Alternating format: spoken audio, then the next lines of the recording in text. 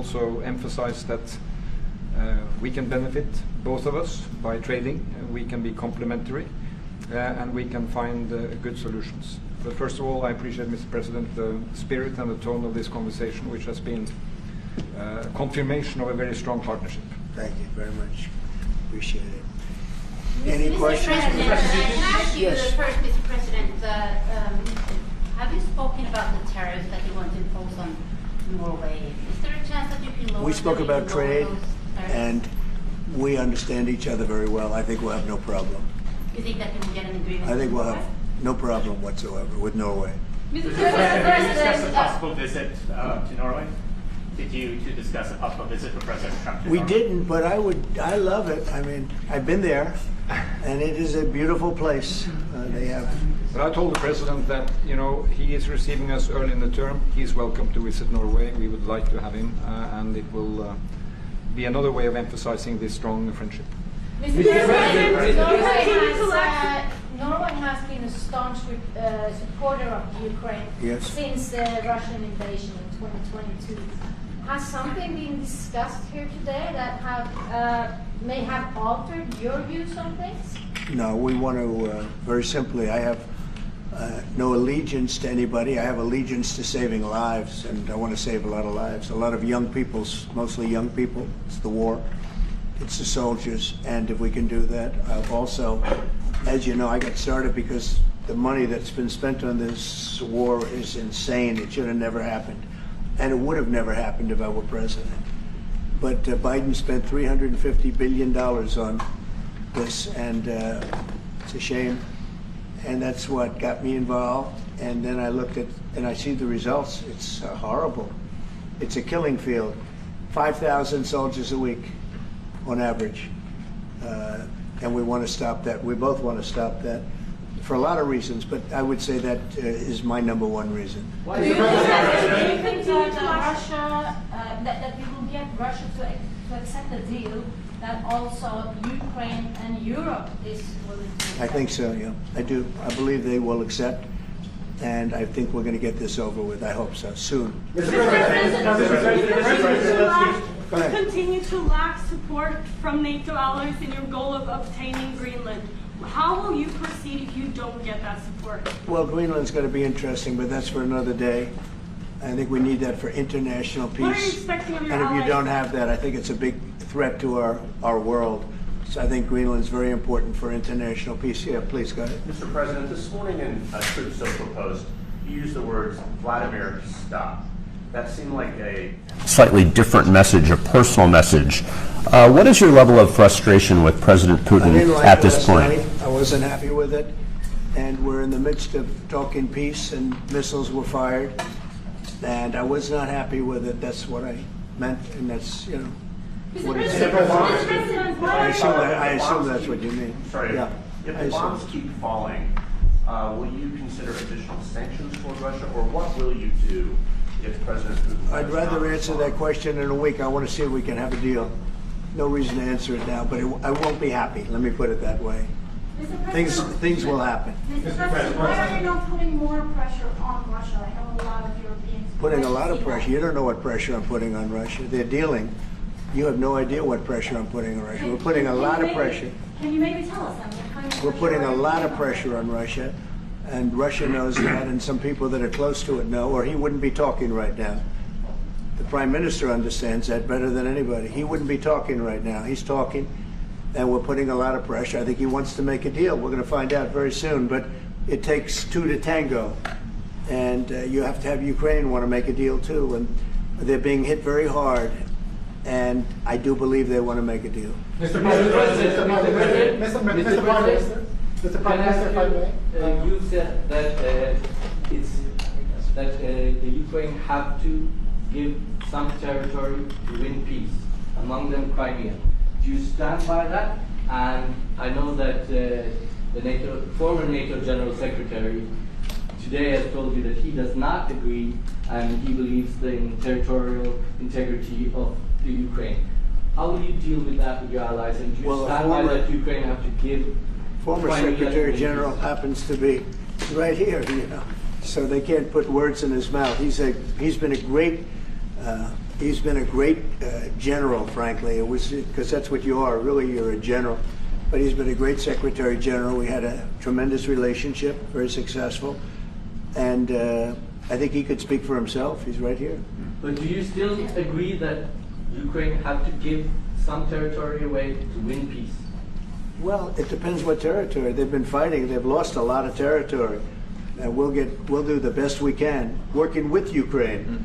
We'll do the best we can. But they lost a lot of territory. When you say Crimea, that was handed over during a president named Barack Hussein Obama. That had nothing to do with me, Crimea. That was 11 years ago with Obama. And they made a decision. There wasn't a bullet fired. There was no fighting. There was no anything. They just handed it over. Now they say, well, can you get it back?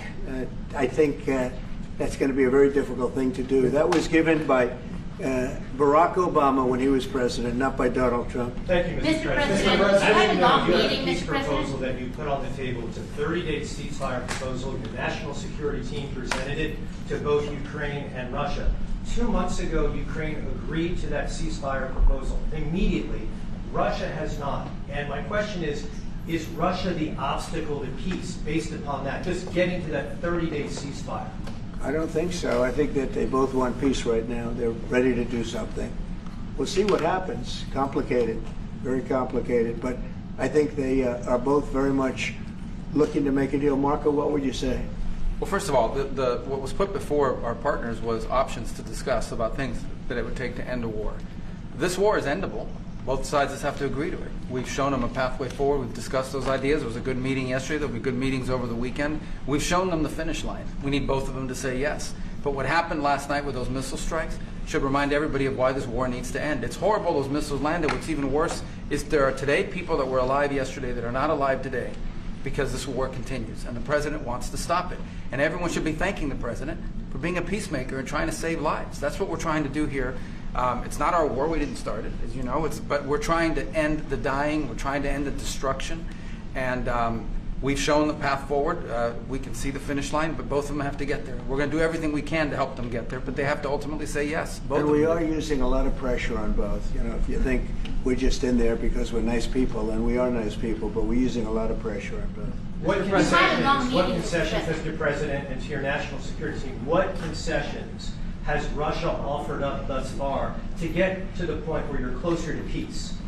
Stopping the war, stopping taking the whole country. Pretty big concession. Mr. President, If you are going to take down the tariffs, what do you want Norway to buy more of from the U.S.? To buy more? Well, you don't need snow. You don't need skis. You don't need ski champions either, right? You have a lot of them. We just want to keep the relationship the way it is. We've had a great relationship. I think now maybe closer than ever, but we've had a great relationship with Norway. I think just keep it the way it is, kid. You can't do better. Really? You not even buy, say, Well, if they want to give us some additional concessions, that's okay. You can't do much better. Yes, Mr. yes. President, you've had a long meeting with Norway today. You said that Norway is doing a lot of things right, but on the Ukraine, if I can ask both you and the Prime Minister, did you find common ground today on Ukraine and the peace plan? Totally. It's totally common ground. The Prime Minister can speak about it, but I can just say he wants to see people stop dying more than anything else, and he'd like to see it end. He's going to help us end it. Mr. President, can I say that to move towards an end of this war, U.S. engagement is critical, and President Trump made that possible. That is clear, that is obvious, it's really happening. Now the important thing is that both parties have to know that they have to deliver, and they have to feel the pressure to deliver. Ukraine is under attack. They are defending themselves. Lives are being lost. And we believe very firmly that there needs to be a ceasefire, the initiative taken by the US some time ago. It needs to be respected. And then to move on to something which both parties can own. That is the complicated part in such a dramatic war. And here I believe Europeans and Americans working together, as we do much closer now. I salute the team of President Trump of being, open in that process. We had a good discussion on this today. and then we have to move on, and we cannot lose time because this is too much drama happening. One thing is people losing their lives, but it is a bad thing for Europe, and it's a bad thing for the world to having such a broad conflict going on. It can have ramifications far beyond Ukraine. Mr. President, follow-up question sir, on China. Mr. President, if I forgot my question. I wanted to ask about. It's all right. That happens to the It best happens of us. sometimes, yeah. No, Mr. President, I wanted to ask about the. Well, actually, Zelensky has said that he wants more Patriot missiles. So far, has been no response from the United States. If the United States decides to pull out of negotiating for peace, trying to broker peace, does that also mean a no on Patriot missiles, a no on sharing intelligence with Ukraine? Let's see what happens. I think we're going to make a deal. And if we make a deal, that'll be wonderful. We won't have to worry about your question. You can ask that question in 2 weeks, and we'll see. But I think we're getting very close. The Prime Minister feels the same way, and we'll hopefully not have to answer that You question. said once the President. Mr. President, Norway is the third country to be officially invited to the White House after Liberation Day. Why did you invite Norway so soon to the White House? Because I like them. And I like your Prime Minister, and I like the way your government runs, and I respect the King. He's highly respected in Norway. It's a great thing, not an easy thing to do. Would you He's done a great job. Yeah, Would you like an invitation to visit the King? absolutely. You get me that invitation. I just told the President he's welcome to visit Norway. President Trump, first like farm Yeah, you said before that you like the Norwegian Petroleum Fund, and I'm wondering if that has been up for discussion today, the way that we have structured our money and whether. Well, this fund was created in the late 1990s to save for future generations the income from oil and gas. Norwegians should continue to work as hard, dedicated, innovate and move forward, despite having these incomes, which we happen to be in the period of our history where we can harvest, and we have transferred that into investments, half of them, by the way, here in the United States. Mm-hmm. So I think this is a model which we have been able to explore. If we can share experiences, and we do with our colleagues in the US, you never copy this one-to-one, but there can be techniques and way of working that we have used in organizing our fund. Jens Stoltenberg was the finance minister when the first dollar entered that fund, so he is a safe hand to have as a finance minister today. What do you say? No, and as you said, Mr. Prime Minister, we are ready to sit down with the US to also work with them on if they want to establish a sovereign wealth fund, because we have a good experience with our fund. And I think that one example of how we work together with the United States is that half of the fund, close to $1 trillion are invested in the United States, mainly in equity, but also some in fixed income, including government bonds. So this is an expression of trust in the United States, expressed by the strong investment of the Sovereign Wealth Fund. Then just briefly on Ukraine, since it was mentioned, we had a very good and extensive discussion about Ukraine, the path forward to peace. And as the Prime Minister said, we commend the US for pushing forward to try to find a negotiated solution. At the same time, we need to continue to support Ukraine, and therefore I'm proud that Norway has actually tripled the military support to Ukraine, and this year we will allocate close to $8 billion to Ukraine. That will strengthen them and also their hand on the negotiating table. If I may add to that, if there's a peace, and there will be a peace, we have a common responsibility in securing democratic Ukraine for the future. And the best security guarantee they can have is the ability to defend themselves. And we are investing in that. Mr. Prime Minister, if I may. As it relates to tariffs, Mr. President, when you unveiled your reciprocal tariffs on April the 2nd, the tariff rate for Norway was 15%. Based upon your conversations that you've had today with the Prime Minister, do you see that tariff rate coming down from what you proposed just a few weeks ago? Well, they have a great fund of $2 trillion. It's a big fund. And they don't have any debt. So I think they'd probably be willing to pay us more than that, I hope. Are the two nations in agreement Mr. President, of which country? Mr. President, Yes. in 2018, your former Secretary of State Mike Pompeo called for an end to Russian occupation of Crimea. Why has this administration changed its stance on territorial concessions for Crimea? Well, the war started. It would have never started if I were president. This is a war that is a horrible. All wars are horrible. This one is in particular bad. And I don't know that you can ever say there's going to be a winner to this because so many lives have been lost. Not only soldiers, I mean, a lot of lives have been lost. I think that we want to do one very simple thing. It would have never happened if I were president. Zero chance it was going to, and it didn't. You know, people say, how do you know that? Number one, it didn't happen. We never even discussed it. I would talk to Putin about it. It was the apple of his eye. You know, Ukraine was the apple of Putin's eye, but there was never even a thought that he'd go in.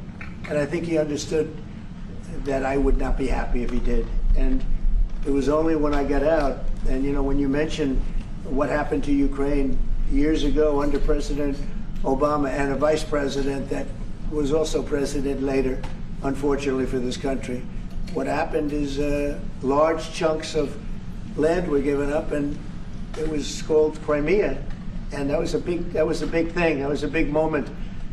But this isn't my war. This is Biden's war. This is a war that Biden was president when this war happened. But I'm trying to put out the fire, and I think we'll be successful. And if we do, we're going to save a lot of lives. Otherwise, and the Prime Minister had a statement. He said, this is just a point in time. We're very lucky because this is a point. And if this doesn't happen, this could go on for a long time. Mr. President, will you have meetings with other world leaders when you're in Rome, sir? Future Democrat president? I don't think he will. I think he wants to make peace. I think he wants to end it. And I feel pretty confident of that. But we're gonna know pretty soon. Mr. President, will you have meetings with other world leaders when you're in Rome? Yes, I will. Which leaders do you want to meet, sir? Well, I'd like to meet them all. That would be nice. I'd like to take care of all of them, but we have many of them there, and they all want to meet. They want to meet about trade. And we are making some great inroads and great deals. You might want to speak about that, Mr. Secretary. We had a very successful bilateral meeting with the Republic of South Korea today. We may be moving faster than I thought, and we will be talking technical terms as early as next week as we reach an agreement on understanding as soon as next week. So South Koreans came early. They came with their A game, and we will see if they follow through on that. President Trump, you're rounding up your first holiday. Do you think you deserve the Nobel Peace Prize if you manage to create Do I deserve the Nobel Peace? If you manage to create peace? Well, maybe for the Abraham Accords. I don't want to get ahead of myself in this one, but they say for the Abraham Accords, and by the way, speaking of that, we're going to be filling it up. A lot of countries want to come into the Abraham Accords. You know, we have 4. And Biden did nothing on that one, too. It's the same 4. But they're great countries, and they were brave doing it, and it's worked out very well. And we're going to be filling up the Abraham Accords. They're going to be, I think, filling it up very rapidly. Mr. President, could you say something about that? There's great, enormous opportunity to grow the Abraham Accords. But I would just point to one thing. Of all the leaders in the world today, no leader is working harder to prevent wars or end them than President Trump is right now.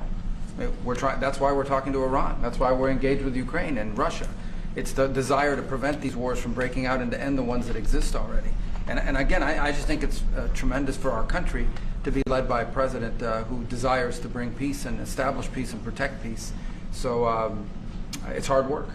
Mr. President, you know, Marco just mentioned something that maybe we should talk about for just a second, if we could, Mr. Prime Minister. And you're involved in it too, because you've been involved in the world and peace.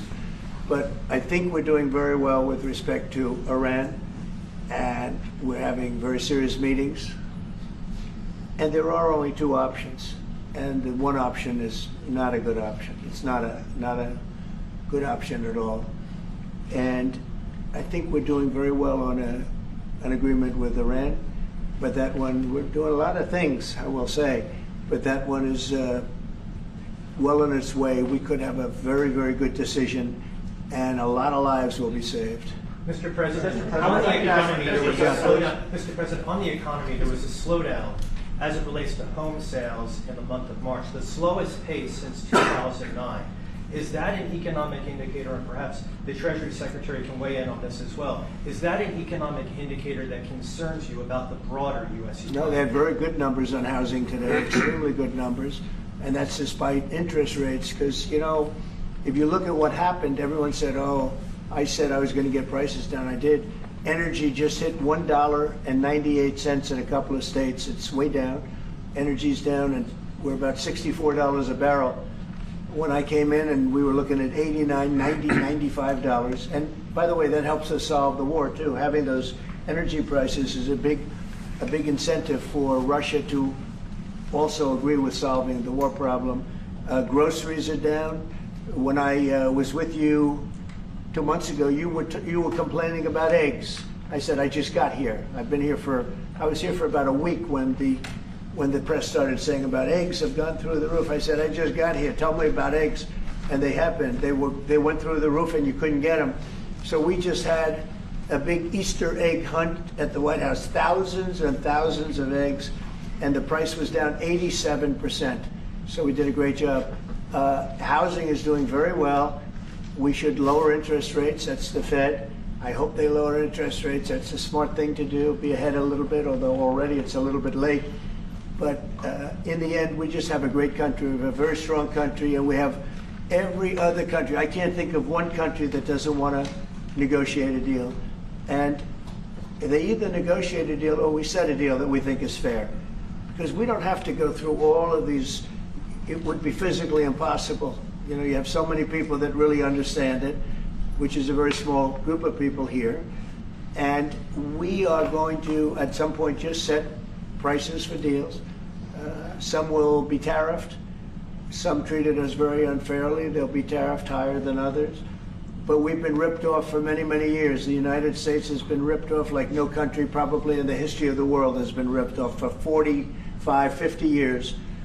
And countries have gotten rich by doing that with the United States. We've taken care of their militaries, and military is another subject we talk about. We're not going to make that subject to any of the deals, but you know the same countries that I do where we virtually take care of their military and then don't get treated fairly on trade. So the people, and I don't blame those countries, I blame the people that sat at that beautiful desk right behind you, because those people didn't do the job for this country. And they let us lose $4 billion a day on trade. We were losing $4 or $5 billion a day on trade when I got here. And now we're going to be much better than breaking even. And we're going to be making $4 or $5 billion a day on trade. So, I don't blame any country, not the worst of them. And we were abused by countries. I blame the President of the United States that happened to be sitting when these deals were made. Disgraceful. When I was here, we had a great 4 years. We had the most successful economy in the history of our country, my first term. And we were very tough on trade. And with China, as you know, they paid hundreds of billions of dollars in tariffs. But nobody else ever did that. China paid not 10 cents to any other president. And but not only China, virtually every country got away with murder. And we just can't let that happen. Thank you very much, everybody. Thank you very much. Appreciate it. Thank you very much. Thank you, President. Thanks, everybody. Head out. Please start moving. Thank you. Thanks, everybody. Thank you, press. Head out. Let's go. Thank you. Thank you. Keep going. Keep moving. Thank you. Thank you, press. One little mistake. One mistake. Peter, out. Thank you. I'm sorry. I just put Thank you. Thank you. No more photos. Thanks. Everybody. Keep moving. We're done. Sir, we're done. Thank you, press.